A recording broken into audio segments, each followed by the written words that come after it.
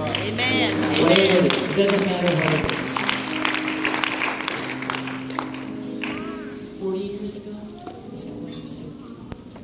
40 years ago, your pastor, I remember what Brother Wilson was talking about in this little teeny tiny apartment. And he came over late that night, and he wasn't quite right that night because he wasn't quite right that night.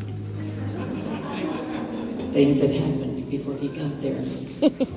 And I remember staying up all night long, talking to him, witnessing to him. And then the prayer meeting that they're talking about, they were just babies. Karen was Sister Wilbanks. You don't call her Karen. If you ever call her Karen, you're out of order. Amen. That is Sister Wilbanks. That's right. Wilbanks. But I can call her Karen because she's my daughter. That Karen Wilbanks was 15 years old, and he was 16. God has no respecter of age.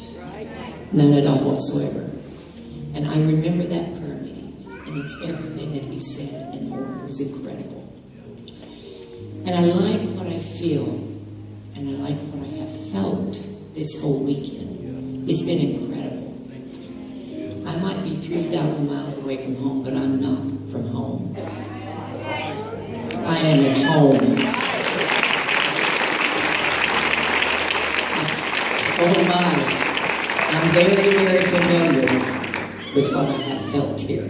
This is what it's all about. And as service was going on, I thought, you know, everybody needs to remind themselves that God is always going to have a church. And when we think that he can't do without us, he can.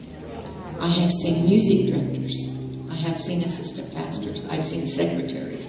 I've seen faithful saints. I've seen good saints get bitter and backslide and go away and think, that church will fall apart. Actually, the church becomes better because your rotten spirit is removed from the church. I've seen it over and over. Having the Holy Ghost for 59 years. In just a few weeks, it's going to be 60 years. I'm so excited when I can say I've had the Holy Ghost 60 years. I love it. Never one time has he let me down. He's always there. You can always depend on him. And always remember when you think, well, I'm somebody or something, just understand, God will replace you. You don't want that to happen. You want to go to heaven. You want to be in his kingdom. So don't get the big head and think, well, this church can't do without me. They can. That's right. This church can do without you, but you don't want that to happen. You want to be right in the big middle of it. Right in the big middle of it. I love what I feel. And when we come back in 25 years, this place is going to be, they're going to be hanging from the walls. It's going to be so packed out.